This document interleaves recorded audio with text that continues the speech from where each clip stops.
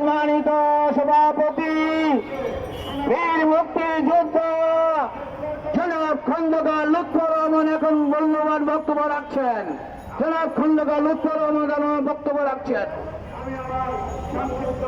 বিসমিল্লাহির রহমানির রহিম।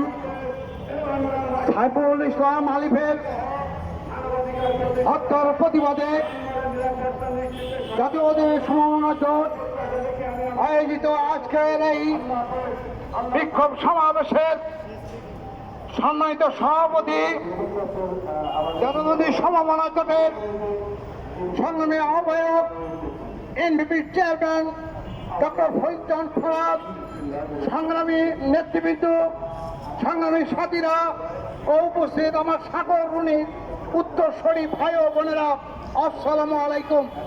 বন্ধুরা আমার, আজকে এই প্রেক্ষাপটে এইভাবে দাঁড়িয়ে আবার আমাদের বক্তব্য দিতে হবে, এটা কোনো সময় ভাবিনি। এই স্বৈরাচারী মুক্তার পরে আজকে একজন সম্ভাবনাময় আইনজীবী, তাকে নির্মমভাবে হত্যা করা হয়েছে। আমরা সেই হত্যাকাণ্ডের তীব্র নিন্দা প্রতিবাদ জানাই এবং আগামী 24 ঘন্টার ভিতরে তার হত্যাকারীদের গ্রেপ্তার করে আইনের আওতায় আনা হোক।